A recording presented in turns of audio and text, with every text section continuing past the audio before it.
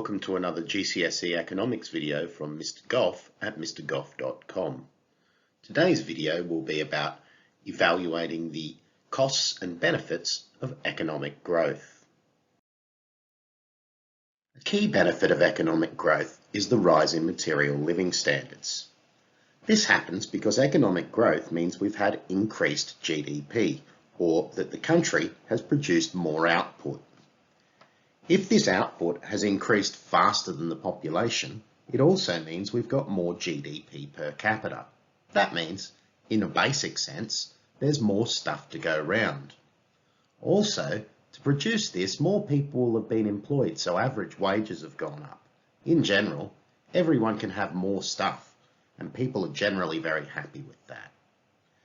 Between 1992 and 2008, the UK experienced nothing but growth. In this time, people were able to afford more and more things. A prime example of this is to see that the number of UK people who were taking overseas holidays rose from 33,000 to 69,000 during this period. When a country is experiencing economic growth, the government has an increase in taxes. This is because it receives more from businesses who are selling more, and it receives more in income tax because more people are working. This means that the government can use that money to increase the situation of people in poverty. This might be through improving the benefits scheme, or social housing, or an array of other things that the government does to try and get people out of poverty. Another benefit of economic growth is a rise in the welfare of the population. This comes about when the government spends money on things like hospitals and schools. These can promote further economic growth. It was thought that recently the UK cost for absentee days was as high as £80 billion a year. Clearly, if we can keep people healthier and in the workforce longer and more often, then there's going to be a benefit to economic growth. Similarly, by providing better schooling and education, we create more skilled and better quality workers. These workers tend to be able to produce things more quickly, and therefore we see further economic growth. In order to create the extra output that comes with economic growth, firms need to employ more people. Therefore, economic growth is generally tied to a rise in employment and a fall in unemployment. This is particularly helpful for the government because it means they can pay out less in unemployment benefits and receive more in income tax. Economic growth doesn't come without its costs. In order to produce goods and services, there's often a lot of byproduct.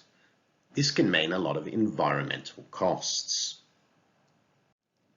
This can mean pollution of the land, sea, water, or air. It can even mean noise pollution. The consumption of petrol has obvious environmental effects when we use our cars, but it also means the transport of oil around the planet and the sort of disasters that can go alongside that as well. Increased air pollution from factories, air conditioning, and other aspects of modern life is a significant cost of economic growth. Air pollution is a significant problem, particularly in cities. In London, they have a couple of ideas to try and reduce air pollution. There is the congestion charging zone and the ultra-low emission zone, both of which try to restrict the amount of vehicles passing through the capital.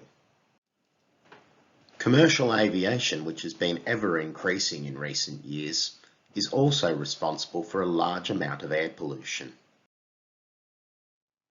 Most of the gases we're releasing with this air pollution are thought to contribute to global warming. Global warming is the gradual warming of the planet that is causing the ice caps to melt and risks seeing increases in the sea level.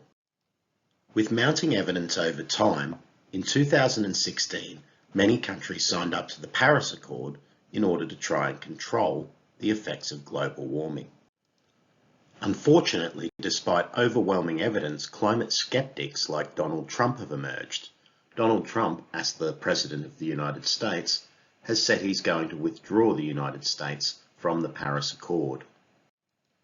This threatens the world's ability to meet its targets on global warming and try to prevent massive rises in sea level. Congestion is the natural result of the push for urbanisation that comes from economic growth. With lots of people moving together to the city to be able to get better jobs, it means that we have increased congestion on the roads.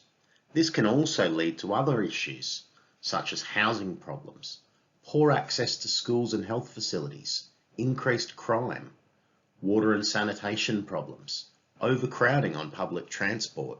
There's a variety of ways in which living close together can cause us problems. Economic growth can also lead to the loss of non-renewable resources. This can include when we perform mining to remove metals from the earth, often leaving the earth itself scarred afterwards. Here you can see a palm oil plantation. Deforestation has occurred to be able to allow this palm oil plantation to be planted. The rapid deforestation in parts of the world reduces the world's ability to soak up carbon dioxide. This further exacerbates the problems of global warming. Earlier I told you about one of the benefits of economic growth being more stuff and how everyone likes more stuff. But in fact, for some people, one of the costs of economic growth is a lower quality of life. Stuff isn't everything after all. For some people, having to move from the country to the city in search of a job decreases the quality of their life. For others, increased success at work might come at the expense of a decreased amount of time to spend in their life. Another important thing to consider is that when we experience economic growth, we don't experience it equally. That is, not everyone benefits in the same way. Employers might be making much bigger profits, but those people that are unemployed are relying on the government to choose to use some of their increased income in order to improve their situation. This is not always considered to be a politically viable move. This pie chart shows the share of total UK income that each fifth of the households involved have. You can see that the bottom fifth account for just 8% of incomes, while the top fifth account for 40% of all income earned.